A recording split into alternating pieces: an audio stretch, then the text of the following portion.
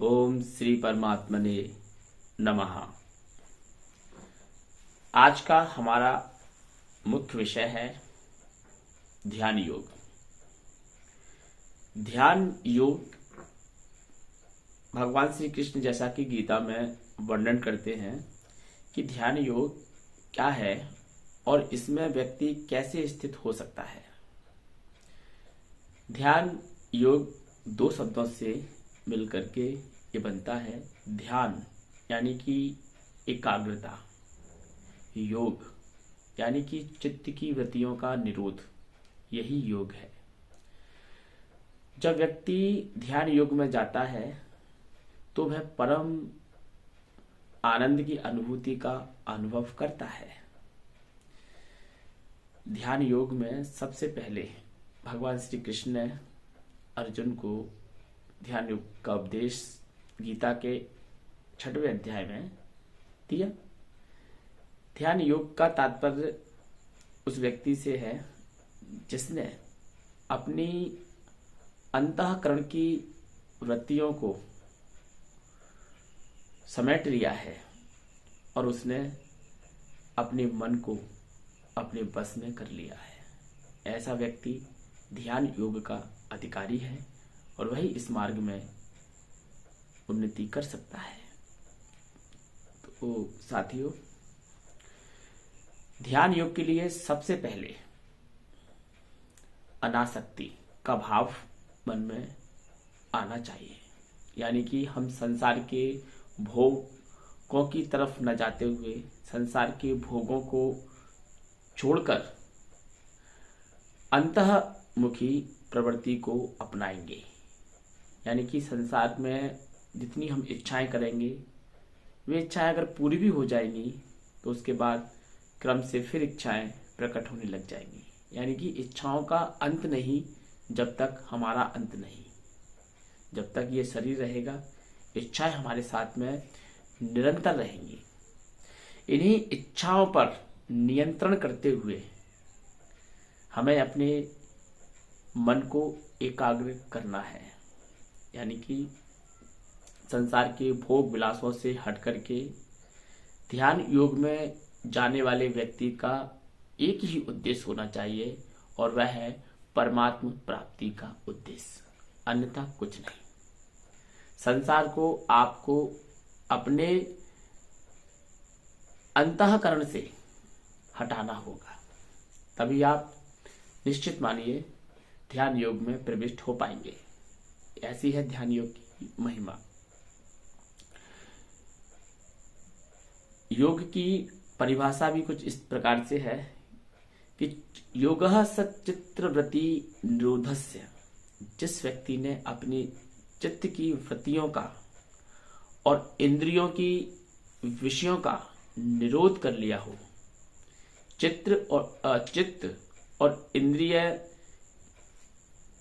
आंख, नाक, कान, ये हमारी इस प्रकार से 5 कर्म ज्ञानेंद्रिय, 5 कर्मेंद्रिय, इनकी क्रियाओं पर नियंत्रण करते हुए अपने मन को वश में करना और इसी अभ्यास को करते करते अपने अंतःकरण को शुद्ध कर लेना, यही ध्यान योग की सबसे उत्तम विधि है। निश्चित मानिए फिर ध्यान योग में आप सिर्फ परमात्मा को ही पाएंगे, अन्यथा कुछ नहीं। मित्रों, व्यक्ति जब योग में कुशलता प्राप्त करता है तो फिर उसके कर्म में भी कुशलता आना प्रारंभ हो जाती है। इसलिए गीता में कहा गया है योग क्या है? योग कर्म करने की कुशलता का नाम है। योगः कर्मेषु कौशलम।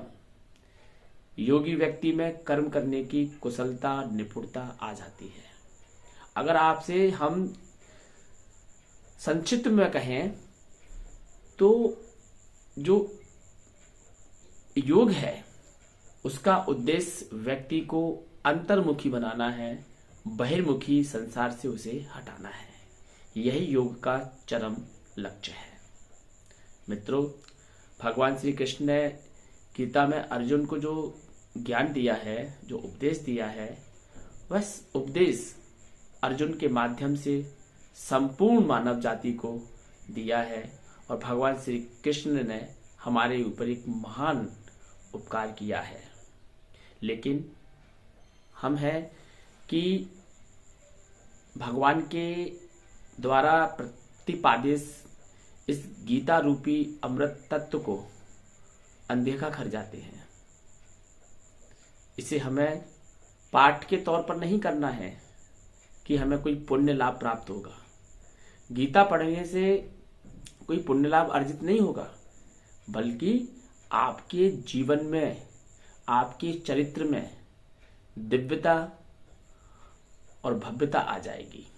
आपका चरित्र उस पुष्प की भांति महक उठेगा, जैसे कि पुष्प में जो सुगंध होती है, वह सुगंध, पुष्प तो स्वयं भी महकता है उससे, लेकिन उस सुगंध से वह अपने आसपास के पूरे वातावरण को महका देता है। ऐसी होती है पुष्प के सुगंध की महिमा। ठीक ठीक ऐसी योगी व्यक्ति की भी महिमा होती है। ज्ञानी व्यक्ति की भी ऐसी ही महिमा है कि वह अपने आप को तो महकाता ही है, लेकिन साथ में अपने से जुड़े हुए लोगों को, जो व्यक्ति उसके संपर्क में आता है, वह पुष्प की सुगंध की भांति महकता चला जाता है। तभी तो कहा है हमारे विद्वानों ने कि संगति का बड़ा असर पड़ता है। जीवन में संगति का बड़ा असर है। आप जैसे व्यक्ति की संगति में रहेंगे, आपका जीवन भी वैसा ही बनेगा। अगर आप विद्वान, संतजन, योगीजन इनकी संगत करेंगे तो निश्चित तौर पर इनके जो दिव्य गुण हैं वह भी आप में आना स्वाभाविक है।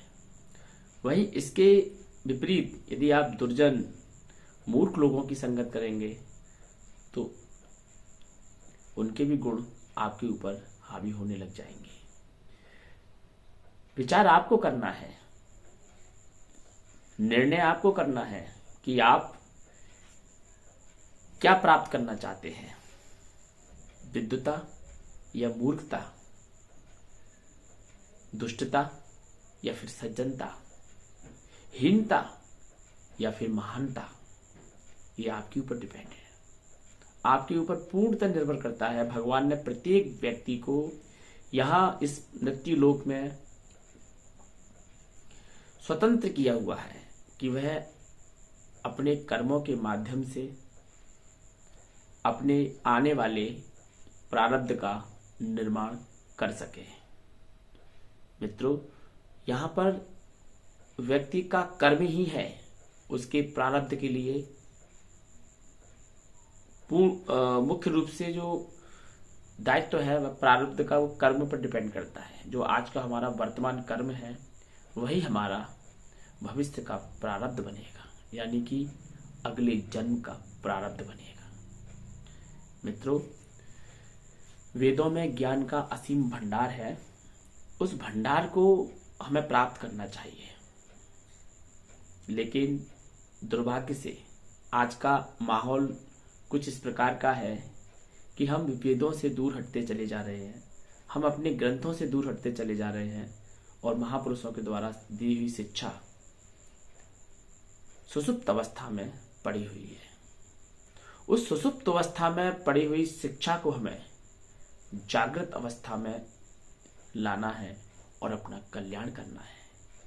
यही उपकार है हमारा, हमारे ऊपर, हमारे ऋषियों का, मुनियों का, संत जनों का, महान पुरुषों का, कि उन्होंने अपने जीवन को तपा करके भोग विलासों से, इस संसार से दूर हटते हुए बड़े बड़े अनुसंधान किए, ज्ञान की ऋचाएं प्रकट की और अपने अनुभवों को वेदों के माध्यम से, ग्रंथों के माध्यम से, पुराणों के माध्यम से, श्रुति स्मृतियों के माध्यम से हमारे लिए प्रस्तुत किया।